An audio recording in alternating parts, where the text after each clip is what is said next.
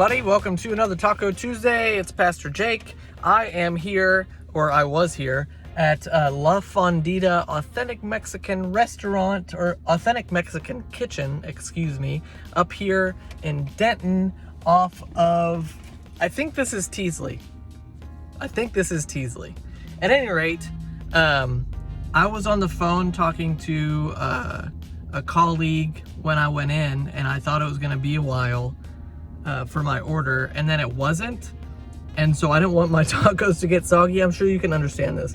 I didn't want my tacos to get soggy when they came out, so I already ate them. I cannot show you them to you. At any rate, La Fondida wins the category of creative packaging. This is what we call transparent packaging, my friends. We've got it was just here, like wrapped up in this, right? And then in a bag. So it's like tin foil in a bag. But this is what I gotta say, amazing, really good. Corn tacos, or corn tortillas, freshly made. The salsas were fantastic. The meat, I do not believe was off of a trompo, like the spit, but still it was great and very flavorful and really delicious. 5 out of 5 for old La Fondida up here. Would recommend. For those of you who live in like Highland Village, this is like 15 minutes for you, maybe 10.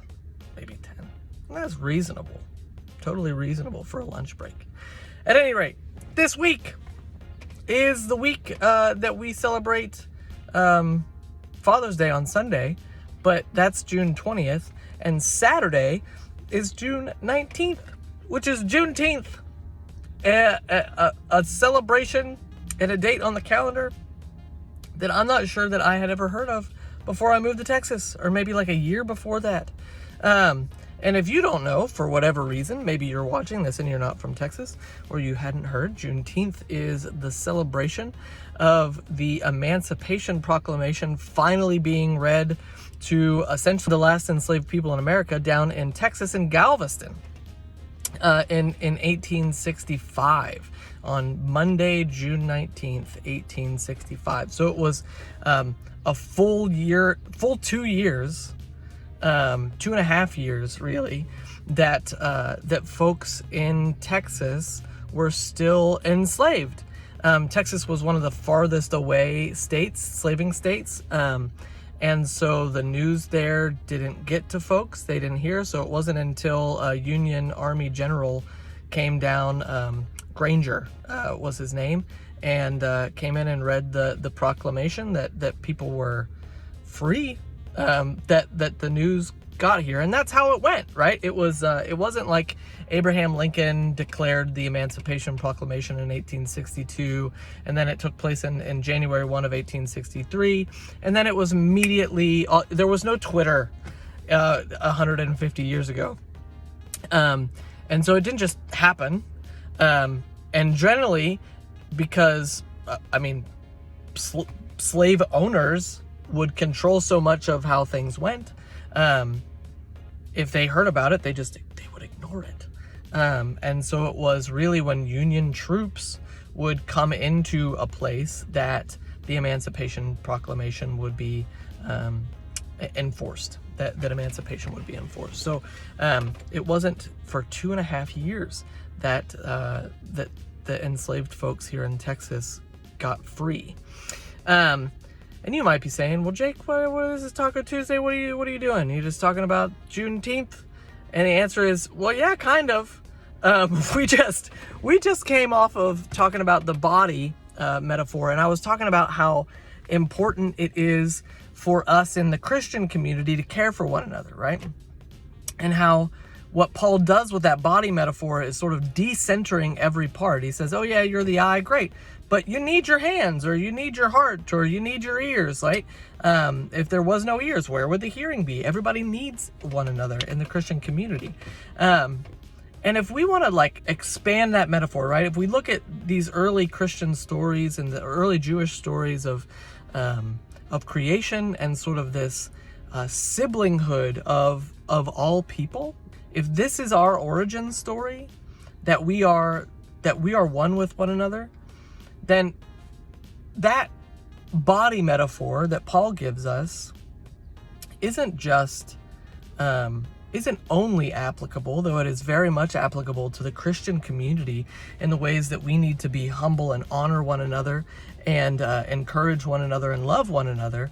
But it's also true for us with all people, right? This is like the brotherhood. I mean, these terms like the brotherhood of humanity aren't just like, they aren't necessarily just humanist ideas. I think some people hear that sort of thing and think, oh, well, that's not Christian per se, but it is. If we believe that God is the Father of all and that Jesus is our brother, then God has made all of humanity one in this way. There is a deepening of that relationship when we realize and we live into the Christian call to be one with one another. But whether you realize it or not, or whether other people realize it or not, we do. And so we ought to live in a way that honors other people's stories, that decenters ourselves, that makes us humble and honoring of others and their experience, because we don't do well unless everybody is doing well, right? Paul says in that body metaphor that if one suffers, all suffer. And if one rejoices, then we should all rejoice. And it's Juneteenth that gives us this clear example of the ways that if somebody, one group of people somewhere is being left out, then we all suffer, right? We are all less than we could be together because of the suffering of some. And I would say, friends, that we are still on the way with so much of this work. Even if you look at the proclamation that was made in Galveston, it was, all right, folks, you are no longer enslaved. You are now free. So you should get a job, and we're not going to take kindly to your loafing. And it's like, well, okay, but are former slaveholders going to want to start paying for that labor? Are other white people in society going to start hiring black slaves or black freed people now? Just because there was a one-time proclamation? Like, we weren't on equal footing.